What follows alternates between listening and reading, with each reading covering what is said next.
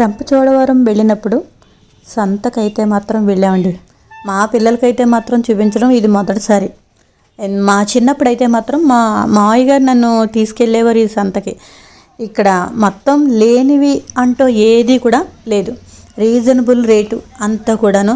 మన సిటీ నుంచి కూడా అలా వెళ్తూ వెళ్తూ దేవీపట్నం వెళ్తూ సంతకి ఆగిన వాళ్ళు కూడా చాలామంది ఉంటారు.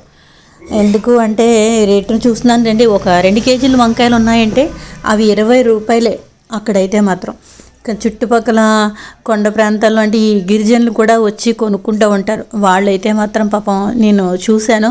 అలా కాలినడకన వచ్చి ఆ కొండల మీదకి వాటి మీదకి కార్లు బళ్ళు ఎలాగా వెళ్ళాం. అయితే కార్ల మీద మనం వెళ్ళి చూసుని మా అల్లుడు భయపెడుతున్నాడు, ఎంతసేపు మీ సంతాన్ని.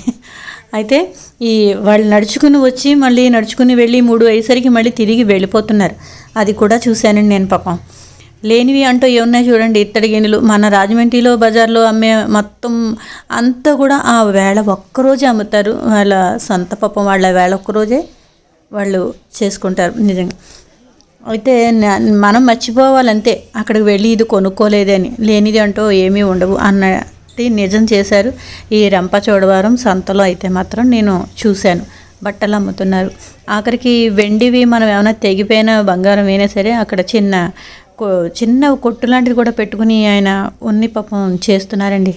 ఇంతంత దూరాలు రావక్కర్లేకుండా. ఇవి బియ్యం నూగట కేజీ 30 రూపాయలటండి. నూక జావ కూడా చేసుకుంటారట. తినేవాళ్ళు కూడా ఉన్నారు. మనం ఇదిగా చేస్తూ ఉంటాం.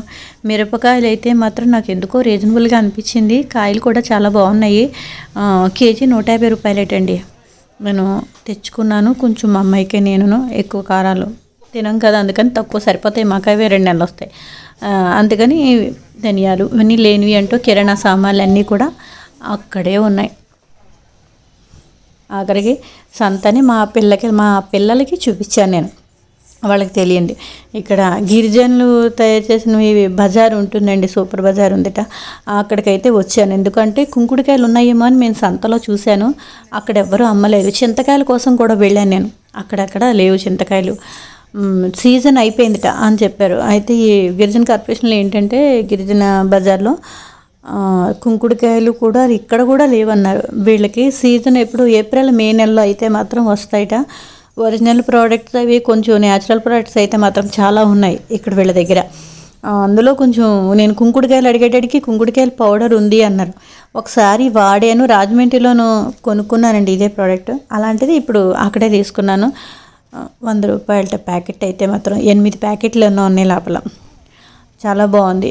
ఇదండి మేము రాజమండ్రి నుంచి అలా ట్రావెల్ చేస్తూ వెంకటేశ్వరం గుడికి, ఐపోలవరం గుడికి వెళ్ళి అక్కడి నుంచి మళ్ళీ బాపనం గుడికి వెళ్ళి అక్కడి నుంచి రంపచోడవరం సంతకు వెళ్ళి ఈ విధంగా గిరిజన కార్పొరేషన్ దాంట్లో బజార్లో మార్కెట్లో మాత్రం ఇవన్నీ తీసుకుని ఏవో కొన్ని మాకు ఇక్కడ రీజనబుల్గా లేనివి అక్కడ కొనుక్కుని తెచ్చుకుని వచ్చేసి మళ్ళీ వెంకటేశ్వరం గుడికి వచ్చి అక్కడ భోజనం చేసి రిటర్న్ అయితే మాత్రం బయలుదేరేవండి.